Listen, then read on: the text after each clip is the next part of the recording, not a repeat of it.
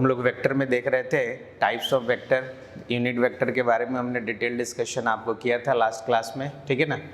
अब हम लोग नेक्स्ट स्टार्ट किया था बट हमने एक्सप्लेन नहीं किया था, आपके लिए एक होमवर्क दे दिया था कि ये पैरेलल वेक्टर और एंटी पैरेलल वेक्टर है ना। तो कुछ एग्जाम्पल हमने लिख दिया था लास्ट में जाते जाते तक, ठीक है ना। तो ए वेक्टर जो है आई कैप प्लस जे कैप, ए और बी दो वेक्टर दिया हुआ है, इसमें हमने 6 क्वेश्चंस बनाए हैं, ठीक है ना। और भी क्वेश्चन अभी फ्रेम करके देता हूँ जिससे कि आप पहचान पाओ कि कौन सा पैरेलल वेक्टर है और कौन सा एंटी पैरेलल वेक्टर है, ठीक है ना।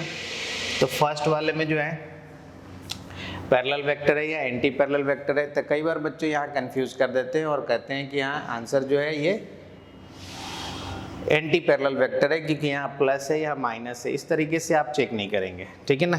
तो एक कॉन्सेप्ट बताता हूँ, उसके बेसिस पे आप चेक कीजिएगा कि पैरेलल है या एंटी पैरेलल, क्योंकि आई जे के कई बार आपको कंफ्यूज हो जाएंगे इन सब चीज़ों में, मेरे को पता है ना। इसमें भी आप कह देंगे कि ये एंटी पैरेलल वेक्टर है जो कि गलत आंसर है, ठीक है ना। इसमें भी आप कह सकते हैं कि एंटी पैरेलल वेक्टर है जो कि गलत आंसर है। इसमें भी आप कहोगे कि एंटी पैरेलल है, ये भी गलत आंसर है, ठीक है। तो किस तरीके से हमें चेक करना है ना।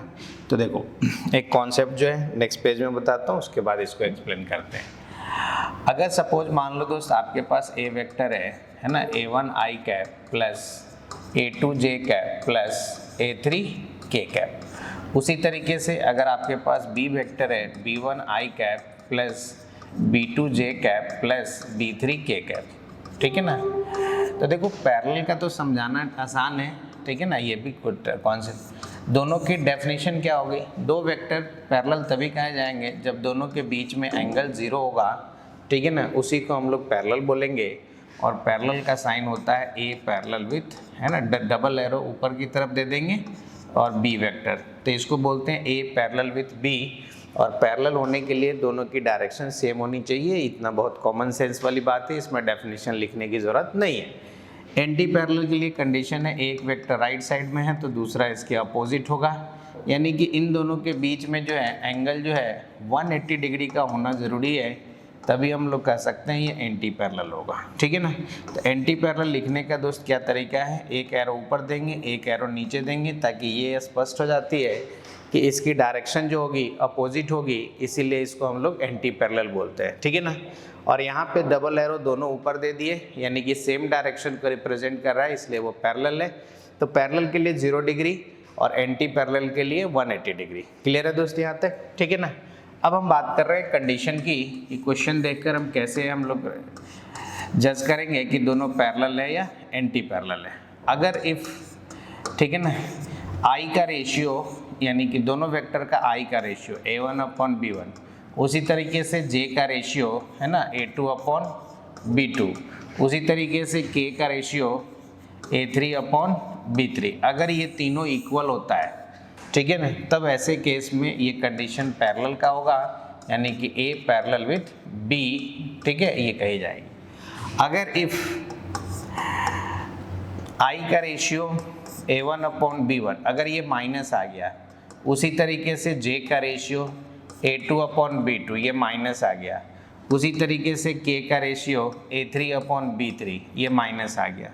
अगर तीनों में अगर माइनस आ जाता है और इक्वल भी होता है तो ऐसे हालात में हम इसको बोलते हैं हम लोग कि दोनों वेक्टर जो है आपस में क्या है दोस्त, एंटी पैरेलल हो गई, ठीक है ना। तो पैरेलल के लिए ये कंडीशन हो गई, एंटी पैरेलल के लिए ये कंडीशन हो गई। क्लियर है ना। अब इन दोनों कंडीशन को आप जितने भी हमने क्वेश्चन बोर्ड पे लिखा था पिछले पेज में, आप इन्हीं दोनों को यूज़ करके आप बता सकते हैं कि कौन पैरेलल है और कौन एंटी पैरेलल है, ठीक है। चलो चेक किया जाए, है ना, पैरेलल और एंटी पैरेलल के लिए बहुत बेसिक चीज़ है, डेफिनेशन से रिलेटेड है। तो देखो पहला वेक्टर है ना, अब आपको इतना ज़्यादा दिमाग नहीं लगाना है कि कैसे देखेंगे कैसे सोचेंगे, सोचोगे तो गलती हो जाएगा, ठीक है ना। तो आपको एक हमने कंडीशन बता दिया था, आई का रेशियो देखो और जे का रेशियो, क्या ये दोनों इक्वल है, तो बिल्कुल इक्वल नहीं है, ठीक है। जब ये इक्वल नहीं है तो इसका मतलब ये पैरेलल तो नहीं होने वाला है, ठीक है ना।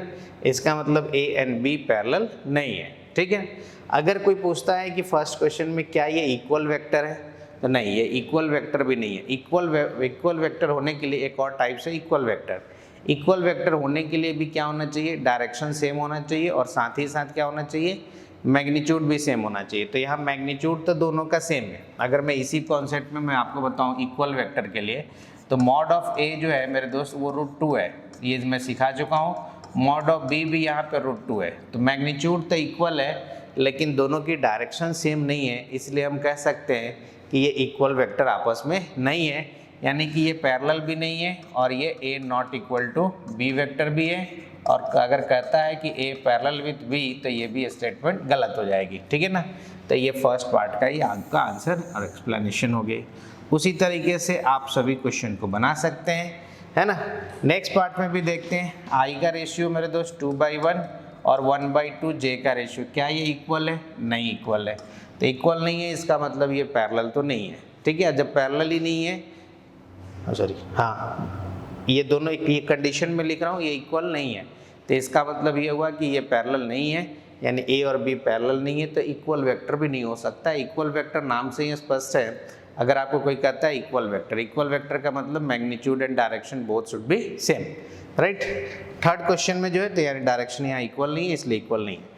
थर्ड में भी वेक्टर है ना। देखते हैं आई का रेशियो 1/1, जे का रेशियो 1/-1, के का रेशियो -1/1। तो ये क्या ये इक्वल है? बिल्कुल इक्वल नहीं है। ये दोनों तो इक्वल है लेकिन ये तीनों इक्वल होना चाहिए। अगर आई जे के हो तो भी हम कह सकते हैं ये ना तो पैरेलल है और ना ही एंटी पैरेलल है, ठीक है ना। तो देखो तीनों में अगर माइनस आता तो हम कह सकते थे कि ये एंटी पैरेलल होगा, लेकिन एक में प्लस आ रहा है बाकी दोनों में माइनस आ रहा है, तो ये ना तो पैरेलल हो गया और ना तो एंटी पैरेलल हो गई कंडीशन के अनुसार, ठीक है ना। तो अब आते हैं इस क्वेश्चन पे। आई का रेशियो 3/4, क्या ये इक्वल है 4/3 के? जे का रेशियो 4/3, नहीं ये भी इक्वल नहीं है। तो इक्वल नहीं है दोस्त, ये भी इक्वल नहीं है, तो ये पैरेलल भी नहीं है ना ही एंटी पैरेलल है, ठीक है ना। नेक्स्ट क्वेश्चन की तरफ अगर हम चले तो 1/3 आई का रेशियो -1/-3 जे का रेशियो के का रेशियो, तो क्या ये इक्वल है? बिल्कुल इक्वल है। तो ये सब इक्वल है, इसका मतलब क्या हुआ? ये दोनों आपस में पैरेलल है, ठीक है ना। पैरेलल के लिए तीनों इक्वल होना चाहिए और एंटी पैरेलल के लिए इक्वल के साथ साथ तीनों में माइनस होना चाहिए, ठीक है ना। तो हम कह सकते हैं कि ये जो क्वेश्चन में है यहाँ पे ए जो है पैरेलल विथ क्या हो गया दोस्त? बी वेक्टर हो गई। नेक्स्ट क्वेश्चन पे देखो 2/-4, 1/-2, 3/6, तो क्या ये इक्वल है? तो बिल्कुल इक्वल भी है और सब में शायद माइनस आ रहा है। चलो देखो चेक करो, सब में माइनस आ रहा है, इसका मतलब ये है इक्वल के साथ साथ माइनस भी है। तो हम कह सकते हैं कि ये सभी आपस में क्या है दोस्त? एंटी पैरेलल है, यानी a vector is anti parallel with b vector. Clear हुआ? तो इस तरीके से हम पैरेलल और एंटी पैरेलल वेक्टर को क्वेश्चन के थ्रू हमने कंडीशन भी आपको बता दिया और यही आपका ये कंडीशन है। इस कंडीशन के थ्रू ही हम पता कर सकते हैं कि कौन वेक्टर पैरेलल है, कौन वेक्टर एंटी पैरेलल है, ठीक है ना। तो कन्फ्यूज़न का कोई सवाल नहीं होना चाहिए यहाँ पे, ठीक है ना। ए वेक्टर जो है -i -2j ये +k है, ठीक है ना। बी वेक्टर है सपोज मान लो 2i +4j -2k। तो इन दोनों का रेशियो देख लो, तो -1/2, 2/-4 और 1/-2, तो ये भी तीनों इक्वल है, यानी कि ये भी आपस में क्या है? एंटी पैरेलल है, ठीक है। इक्वल के साथ साथ कॉमन सब में देख लो, सब में माइनस आ रहा है, इसका मतलब ये एंटी पैरेलल है। तो इस तरीके से पहचानेंगे पैरेलल वेक्टर को और दोस्त एंटी पैरेलल वेक्टर को, ठीक है। तो उम्मीद है यहाँ भी आपको कोई दिक्कत नहीं आई होगी। और इक्वल वेक्टर में क्या होना चाहिए? इक्वल वेक्टर का डेफिनेशन अगर आपको मैं बताऊं तो दोनों की मैग्नीट्यूड इक्वल होनी चाहिए और साथ ही साथ उसका डायरेक्शन भी इक्वल होना चाहिए। जैसे लास्ट क्वेश्चन में भी देख लो, अगर इसमें देखो है ना 3i +4j, क्या ये आपसे पूछता है इक्वल वेक्टर? तो मैं कुछ बच्चों को देखता हूँ बोलता है कि हाँ सर ये इक्वल वेक्टर है। क्यों? क्योंकि इसकी भी मैग्नीट्यूड 5 आ जा रही है, मॉड ऑफ ए भी 5 है मेरे दोस्त, और यहाँ पे मॉड ऑफ बी भी 5 है, तो उसके हिसाब से कहता है कि ये इक्वल वेक्टर नहीं, मैग्नीट्यूड के साथ साथ डायरेक्शन भी देखना है, और डायरेक्शन में पैरेलल नहीं है, एंटी पैरेलल नहीं, पैरेलल ही होना चाहिए, तभी इक्वल बोल सकते हैं।